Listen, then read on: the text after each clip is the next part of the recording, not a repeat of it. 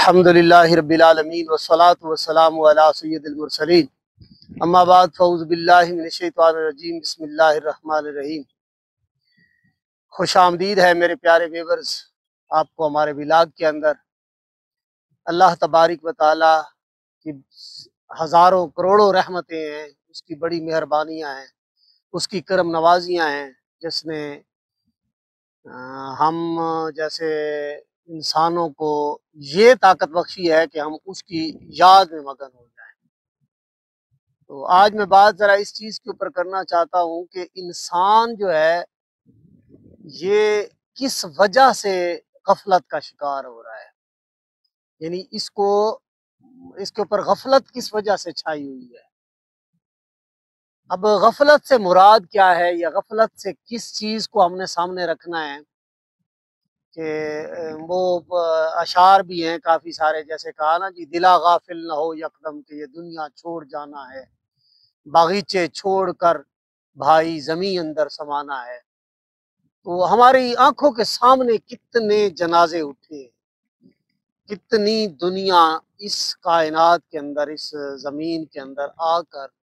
پھر واپس چلی گئی ہے۔ تو عالم ارواح سے آئے، یعنی عالم جبروت کے اندر جب بندہ جاتا ہے تو وہاں پر یوں سمجھ لیجئے نا کہ عالم جبروت کے دو حصے ہو جاتے ہیں، ایک عالم ارواح بن گیا اور ایک عالم برزخ بن گیا۔ یعنی جو آ رہے ہیں وہ عالم ارواح سے آ رہے ہیں، اور جو واپس جا رہے ہیں تو وہ اس کے عالم جبروت کے اس حصے کے اندر چلے جاتے ہیں کہ جس کو عالم برزخ کہا جاتا ہے۔ پچھلے ولاگ کے اندر میں نے گزارش پیش کی تھی کہ جو بندہ یہاں پہ اس کی اس دنیا کے اندر آ کر اس کی معرفت حاصل نہیں کرتا تو پھر اس کو اگلے جہان میں یعنی عالم برزخ کے اندر جا کر بھی پھر اس کی معرفت حاصل نہیں ہونے والی۔ تو یہ تو تقریباً جتنے بھی لوگ ہمارا ولاگ سنتے ہیں یا اس طرف متوجہ ہیں، یا جس طرح کا ہمارا یہ جو مشن ہے، جس طرح کی گفتگو ہم کرتے ہیں، تو سننے والے اچھی طرح میری باتوں کو سمجھتے بھی ہیں، اکثر کی بات جو ہے نا جی سمجھ آتا ہے۔ اور میری کوشش ہوتی ہے حتی الامکان، میں پوری اپنی کوشش کرتا ہوں کہ اتنے سادہ الفاظ استعمال کیے جائیں، اتنے سادہ الفاظ استعمال کیے جائیں کہ عام پبلک کو بھی یہ بات سمجھ میں آ سکے۔ تو اب بندہ دنیا کے اندر آیا ہے اور اس کی مصروفیات جو ہیں وہ اس کے سامنے ہیں، یعنی مثال کے طور پر یہ اس کو گھر بھی چلانا ہے، اس کو بیوی بچوں کو بھی سنبھالنا ہے، یہ سارا نظام، اور سوانح حیات جو امام الانبیاء علیہ السلام کی ہے، اس کے اندر آپ کو کسی قسم کی کوئی کہیں کمی نظر نہیں آتی۔ یعنی پورے سارا جو ہے نا جی ایک غریب آدمی سے لے کر ایک شہنشاہ تک جتنی بھی زندگی کے طریقے ہیں، جتنے بھی معاملات ہیں، وہ سارے کے سارے سرکار علیہ الصلوۃ والسلام کی ذات اقدس نے سکھائے۔ اب اگر ہم یہ کہیں کہ نہیں جی ہمیں تو ٹائم ہی نہیں ہے، ہماری تو فلاں مصروفیت ہے، فلاں مصروفیت ہے، تو میرے خیال میں یہ غفلت کی نشانی ہے۔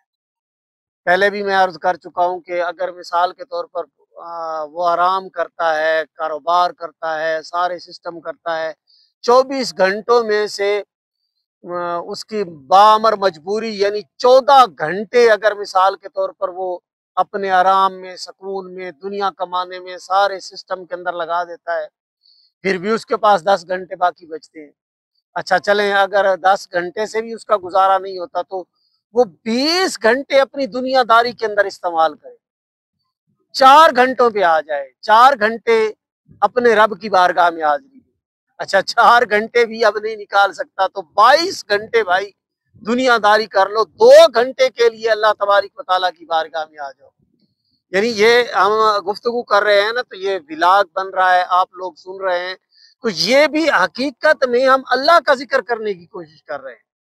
یہ بھی ایک ذکر کا طریقہ ہے۔ اگر کوئی کر رہا ہے، کوئی مثال کے طور پر بات کر رہا ہے اور کوئی سن رہا ہے، تو یہ بھی بندہ ذکر کے اندر شامل ہو جاتا ہے۔ اب میڈیا کے اوپر بہت سارے ایسے معاملات ہیں، بہت ساری چیزیں ایسی ہیں جو نظر آتی ہیں کہ بندہ کوشش کرتا ہے عجیب سے عجیب خبر سنے، عجیب سے عجیب بات کو دیکھے، ان چیزوں کی طرف بڑا مطلب متوجہ ہوتا ہے۔ اگر اسی چیز کے اندر ہی انٹرسٹڈ ہے کہ وہ کوئی عجیب معاملہ دیکھنا چاہتا ہے، کوئی انہونی دیکھنا چاہتا ہے، تو جتنے عجائبات میرے رب کریم کے پاس ہیں، تو ایسے عجائبات انسان تو نہیں پیدا کر سکتا، بلکہ اس نے اکثر جتنی بھی چیزیں انسان نے بنانے کی کوشش کی ہے تو کہیں نہ کہیں اس کے اندر نقص نکل آیا ہے۔ لیکن جو اللہ تبارک و تعالیٰ کی بنائی ہوئی چیزیں ہیں، جو قانون قدرت ہے، اس کے مطابق اگر دیکھا جائے تو اللہ تبارک و تعالیٰ کے کسی بھی شاہکار کے اندر، کسی بھی معاملے کے اندر آپ کو کوئی نقص نظر نہیں آئے گا۔ اب چاہیے کیا انسان کو کہ وہ اگر غفلت کا شکار ہے تو وہ احساس کرے کہ یار میرے شب و روز گزرتے چلے جا رہے ہیں، میری زندگی جو ہے نا وہ گزرتی چلی جا رہی ہے۔ تو ایک کتاب کے اندر میں نے ایک واقعہ پڑھا تھا کہ ایک شخص ہے اور وہ ایک خواب دیکھتا ہے کہ وہ ایک درخت کے اوپر بیٹھا ہوا ہے، اور اس درخت کو جو ہے، جس ٹہنی کے اوپر بیٹھا ہوا ہے، اس کو ایک سفید رنگ کا چوہا کاٹ رہا ہے اور ایک کالے رنگ کا چوہا کاٹ رہا ہے۔ اب وہ بندہ اس درخت کے اوپر بیٹھا ہوا ہے اور سامنے اوپر والی ٹہنی پہ کیا دیکھتا ہے کہ ایک شہد کا چھتا لگا ہوا ہے، اور اس میں سے جو ہے نا تھوڑا تھوڑا شہد ٹپک رہا ہے۔ اب وہ کرتا کیا ہے کہ وہ جو اس کی ٹہنی جس کے اوپر وہ بیٹھا ہوا تھا، وہ ٹہنی جو چوہے کاٹ رہے ہیں ان سے توجہ کو ہٹا لیتا ہے اور اس شہد پینے کے اندر مگن ہو جاتا ہے۔ اب وہ شہد تھوڑا تھوڑا گرتا رہتا ہے اور شہد کی لذت کے اندر مبتلا ہو کر وہ شہد جو ہے نا چوسنا شروع کر دیتا ہے۔ اب جب اس کی آنکھ کھلتی ہے تو وہ کسی بزرگ کے پاس جاتا ہے اور اس سے پوچھتا ہے کہ یہ کیا میں نے خواب کے اندر دیکھا؟ تو وہ بزرگ فرمانے لگے، بیٹا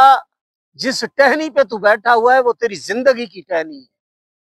اور جو اس کو ایک سفید رنگ کا چوہا کاٹ رہا ہے اور ایک کالے رنگ کا چوہا کاٹ رہا ہے، یہ دونوں جو ہیں اس سے دن اور رات مراد ہے، اور جو تو شہد پینے کے اندر لگا ہوا ہے اس سے مراد دنیا ہے۔ تو دنیا کی لذت کے اندر ایسا مبتلا ہوا ہے کہ تجھے یہ یاد ہی نہیں رہا کہ ایک دن گزر گیا ہے، ایک رات گزر گئی ہے، تو یہ میری زندگی سے اس کو لیس کر دیا گیا ہے، میری زندگی سے نکال دیا گیا ہے۔ تو بہت ساری مصروفیات ہیں انسان کی، وہ ایسی اس دنیا داری جو کہ یعنی فنا کا مقام ہے، ہر چیز نے فنا ہو جانا ہے۔ یہ قرآن و حدیث کے مطابق میں بات کر رہا ہوں، ہر چیز نے فنا ہو جانا ہے، تو فنا کے پیچھے پیچھے بھاگ رہا ہے اور بقا کا خیال ہی نہیں، یہ خیال ہی نہیں ہے کہ یار میں نے اللہ تبارک و تعالیٰ کی بارگاہ میں حاضر ہونا ہے تو میں کون سا منہ لے کر جاؤں گا کہ میں نے تجھے دنیا کی وجہ سے، جس کے بارے میں تو نے یہ فرمایا تھا کہ یہ دنیا مچھر کے پر کے برابر بھی میرے سامنے حیثیت نہیں رکھتی، اس ذلیل اور کمینی دنیا کے لیے میں نے تیری یاد چھوڑ دی تھی۔ اچھا، پھر اس کے اندر اگر اللہ تبارک و تعالی مہربانی فرمائے اور بندے کی توجہ اللہ ہو جائے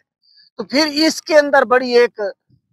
چیز ہے کہ بندے کو مداومت اختیار کرنی چاہیے، یعنی استقامت کے ساتھ، تسلسل کے ساتھ۔ جیسے کوئی بندہ جاب کرتا ہے نا تو چھٹی نہیں کرتا کہ نوکری چلی جائے گی، یا کوئی کسی کام کے اندر مصروف ہے، دکاندار ہے تو دکان پہ بیٹھا ہے، دکان سے جو ہے نا جو ادھر ادھر نہیں ہوتا کہ اگر میں ادھر ادھر ہو گیا جی تو میری دکانداری خراب ہو جائے گی، وہ جو ایک آمدن کا سلسلہ ہے